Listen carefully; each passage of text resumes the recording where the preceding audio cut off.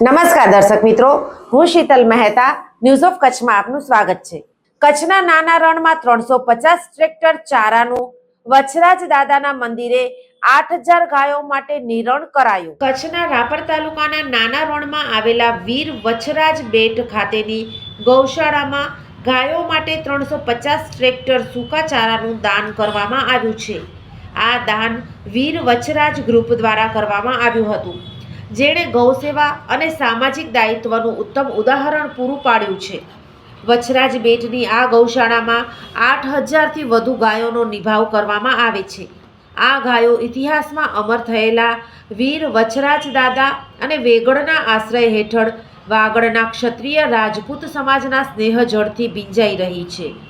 રાપર તાલુકાના રાજપૂત સમાજે શૌર્ય, સમર્પણ અને ક્ષાત્રત્વની સાથે ગૌસેવાની અનંત પરંપરાને અવિરત જાળવી રાખી છે।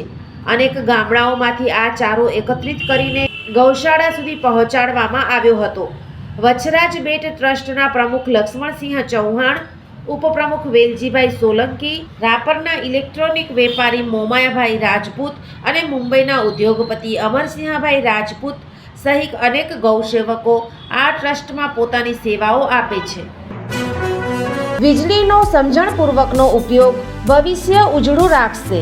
ઉર્જા સંરક્ષણ ગૃહિણીઓ, ખેડૂતો અને ઉદ્યોગપતિઓ દ્વારા કઈ રીતે થઈ શકે તેની સમજણ અને સૂચનો। પશ્ચિમ ગુજરાત વીજ કંપની લિમિટેડ, ગ્રાહક સુવિધા કેન્દ્ર 1800 233 15533, ટોલ ફ્રી। Visitors www.pgvcl.com। આ ચિત્ર જુઓ અને વીજ કરંટથી કઈ રીતે બચી શકાય તે જાણો।